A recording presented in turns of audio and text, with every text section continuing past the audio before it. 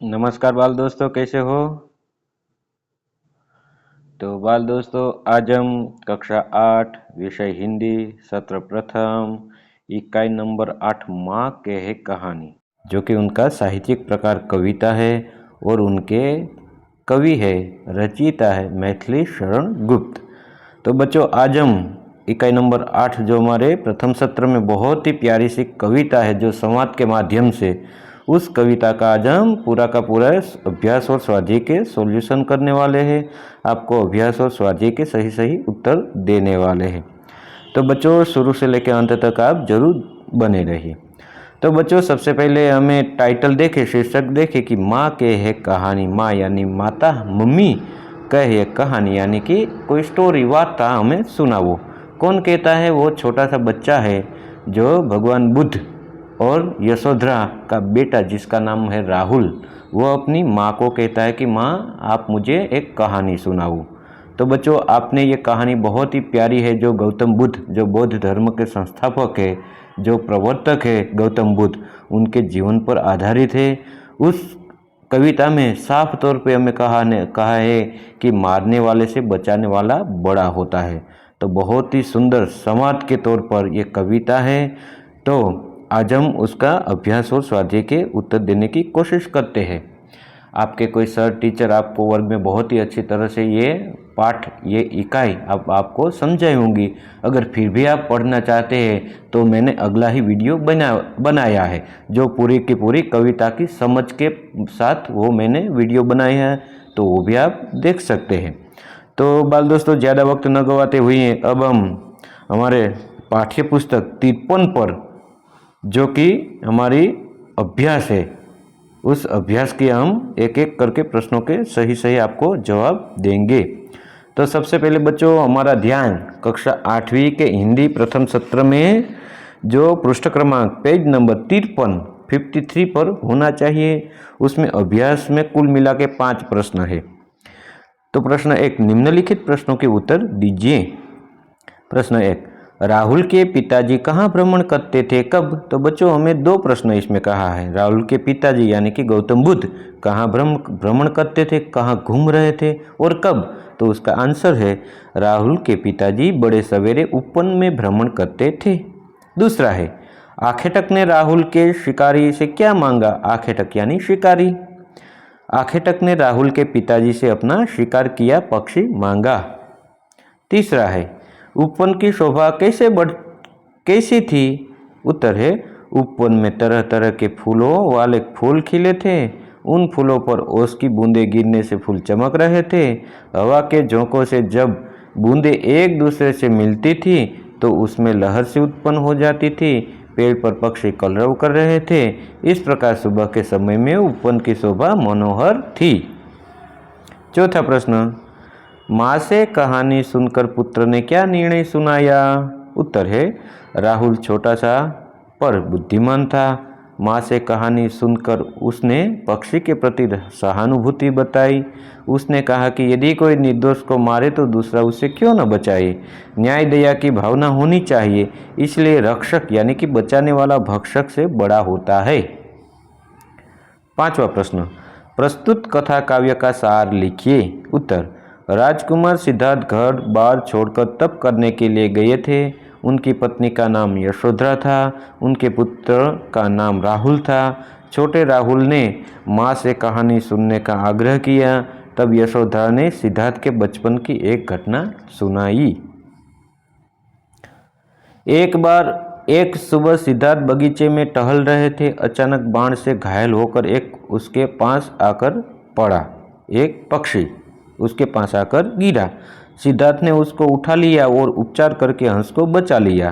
तभी एक आखेटक आया और वह अपना शिकार मांगने लगा। सिद्धार्थ ने कहा, हंस को मैंने बचाया है, इसलिए इस पर मेरा अधिकार है। दोनों वाद विवाद में पड़ गए। उसका मामला न्यायालय में पहुंचा।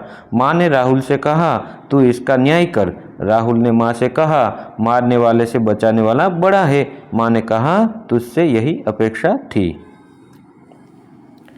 प्रश्न दूसरा, रेखांकित शब्दों के वचन बदलकर वाक्य को दोबारा लिखिए। बच्चों, हमें क्या कहा है? वचन यानी कि एक वचन होता है और बहुवचन होता है। तो वचन के बारे में भी आपको ख्याल होना चाहिए। किसी एक व्यक्ति वस्तु का उल्लेख हो उसे एक वचन कहते हैं, और दो या दो से अधिक व्यक्ति वस्तुओं का उल्लेख होता है उसे बहुवचन कहते हैं। मान लो कि एक लड़का जा रहा है तो हम कहें कि लड़का जा रहा है, लेकिन दो जा रहे हैं तो हमें क्या हो जाएगा, वो बहुवचन हो जाएगा। दो लड़के जा रहे हैं, लड़का का लड़के हो गया। तो इस प्रकार से बच्चों वचन हमें बराबर से ठीक से याद कर लेना है। लड़की ने नई सलवार पहनी है, तो लड़कियों ने नई सलवारें पहनी हैं। अध्यापक ने छात्र को कहानी सुनाई, अध्यापक ने छात्रों को कहानियाँ सुनाई। प्रधानमंत्री ने अपने मंत्री से देश की समस्या पर बातचीत की, प्रधानमंत्री ने अपने मंत्रियों से देश की समस्याओं पर बातचीत की। इस पत्रिका में जो कविता छपी है वह बहुत मनोरंजक है, इन पत्रिकाओं में जो कविताएं छपी है वह बहुत मनोरंजक है। लू चलने के कारण लता सूख गई, लू चलने के कारण लता ये सूख गई। तो इस प्रकार से बच्चों में क्या करना है, एक वचन का बहुवचन कर देना है।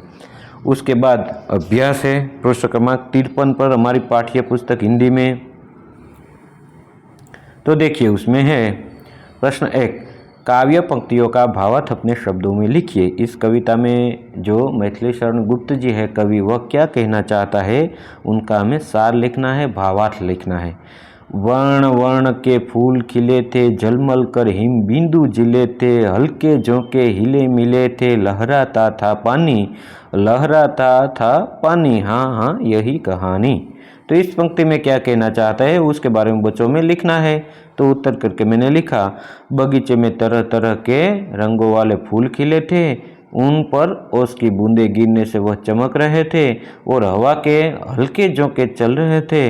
राहुल ने पूछा, क्या उन पर पानी लहराता था? हाँ माँ, मुझे यही कहानी सुननी है।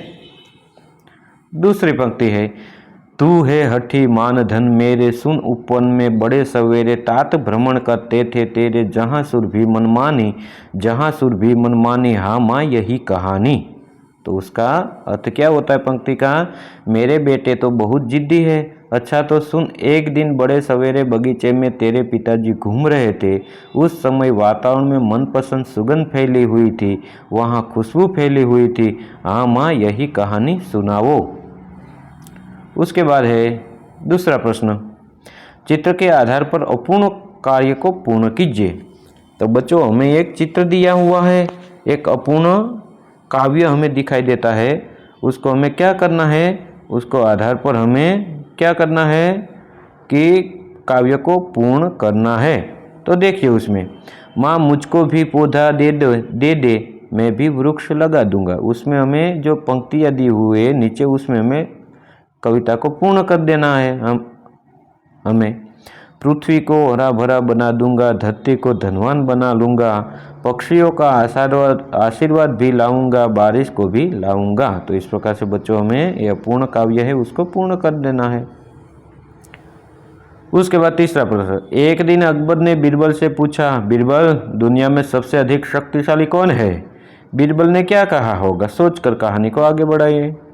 तो बच्चों हमें कहा है कि अकबर बीरबल है, एक दिन बीरबल ने दुनिया में सबसे अधिक शक्तिशाली की बात की, तो बीरबल ने क्या कहा होगा, सोचकर हमें कहानी को आगे बढ़ाना है।